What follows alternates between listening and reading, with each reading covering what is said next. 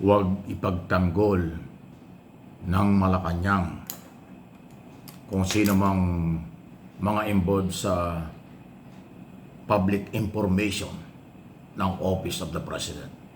Ang mga personalidad sa Executive Department na sangkot sa 2025 insertion o allocable tungkol dito sa budget.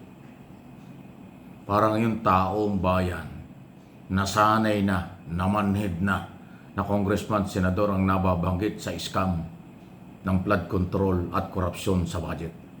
Pero ngayon, pumutok na pati taga-executive department ay nakialam, may kinalaman, nagka-interes. At dahil dyan, sa akin pong opinyon, dito sa isyong ito, meron tayong pinag-uukutan base sa dokumento, statement ng mga taong naglalabas ng record doon sa Undersecretary Cabral files. Mga taga-executive department, may pribadong individual pa raw ang nakapagsingit ng budget. Bakit hindi lang secretary, may yosek, asek at iba pang opisyal nagsingit sa budget? Wala naman silang distrito, wala naman silang dapat ipagawa. Kasi kung gusto nyong ipagawa ang kalye, tulay, or flood control program, dapat DPWS yun. Dapat hindi pinakikialaman ng ibang departamento, ibang sekretary, opisyal ng pamahalaan ang trabaho ng DPWS. Bakit dito sa pumutok na mga record, pati hindi taga DPWS, pati walang kinalaman sa operasyon ng DPWS, may mga insertion, allocable funds. Bakit may ganyan? Na bilyon-bilyon. So sa akin pong opinion, again, wala akong nakikitang dahilan para silang magka-interest na magpagawa ng kalye kung hindi isa lang. Gustong kumita, gustong mangumisyon, o gustong gamitin at ginamit ang posisyon para magamit ang pera ng bayan na makapaglagay ng mga project kung saan posibleng itong mga taga-executive department ay nagpaplano rin tumakbo sa politika para kung may naipagawa ka sa isang probinsya, pwede kang mag-governor o mayor, or kung distrito, pwede kang maging congressman. So personal pa rin. Sa kahit anong paliwanag, personal pa rin ang pagsisingit ng budget nang hindi naman kayo taga-DPWS. Yun namang mismong dating Secretary Bunuan, merong 30.5 billion umanong insertion. Anong interest niya? Siya na nga may hawak ng budget. Halos 1 trilyon ang budget ng DPWS. Ikaw yung pinakamataas na opisyal dyan. Marami kang dapat gawin at ipagawa. Bakit naglagay pa ng insertion na 30.5 billion? Interest din yun? Mangungumisyon, gustong kumita. My goodness, ganyang kagarapal. Alam mo kung pwede lang, again, alam nyo kung pwede lang, dapat i-abolish na yung mga yan. Yung problema lang, hindi pwede. Hindi pwedeng i-abolish ang Congress at Senate kasi nasa saligang batas yan. Hindi mo pwedeng i-abolish ang Congress at Senate kung walang charter change o walang pagbabago sa saligang batas. Hindi mo naman pwedeng i-abolish ang DPWH o yung mga departamentong sangkot ang mga sekretary kasi yan ay Office of the President. Mapipilay ang programa at apektado na naman ang taong bayan kapag na-abolish ang mga posibleng korupsyon o sangkot sa korupsyon na cabinet position, madadamay ang departamento. Dapat yung mga departamento hindi madamay. Yung mga opisyal, halimbawa, yosek, asek, sekretary na sangkot sa insertion, yun lang ang dapat pagsisipain.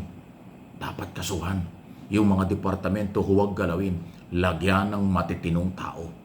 Yan ang dapat gawin ni Pangulo Marcos. Hindi natin inutusan ng Pangulo, wala tayong karapatan doon. Pero yung italakayin, sabihin natin na pwedeng kapulutan ang aral ng lahat kasi hindi naman natin pwedeng ipaubaya sa Pangulo ang lahat. Kailangan niya ang tulong mula sa taong bayan ng mga nagbo-volunteer, nagbibigay ng mga idea na para sa bayan, katulad ng ginagawa nitong aking channel. Hindi po ito pagbatikos.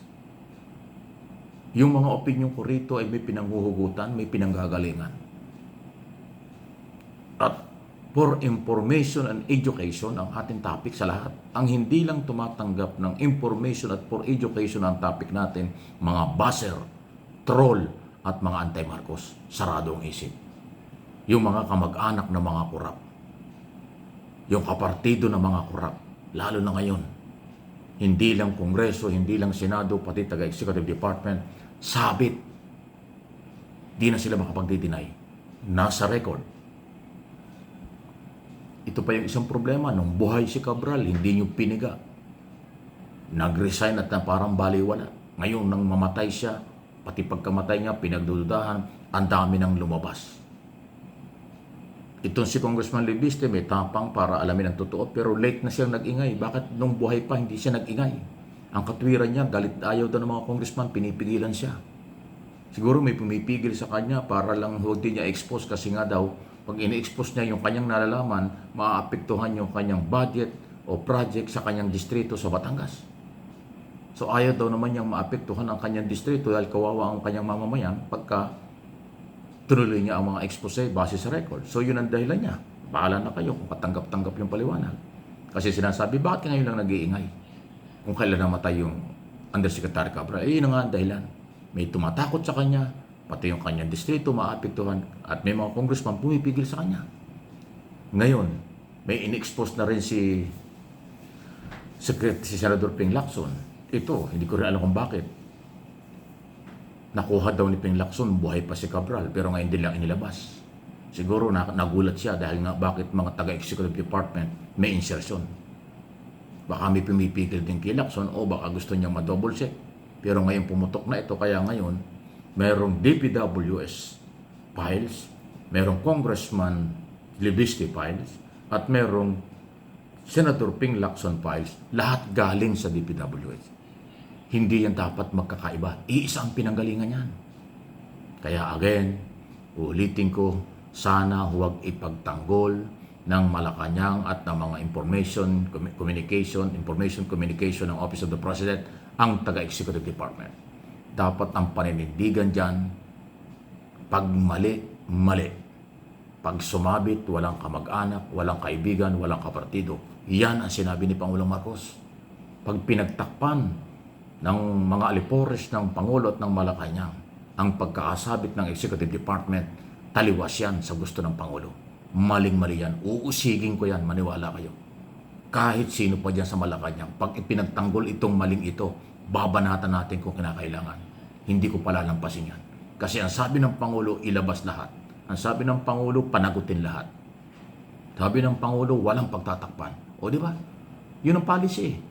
Kaya pag kinuntra ito ng mga sip-sip dyan sa Malacanang, bibigyan niya ng pabor ang Malacanang tungkol dito. Don't do that.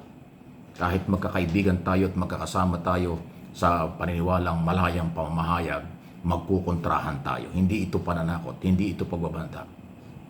Hindi ako taga-gobyerno, volunteer lang itong ginagawa ko. Pero pag pinagtakpan nyo ang mali, pati kayo madadamay. Sige, magsubukan tayo.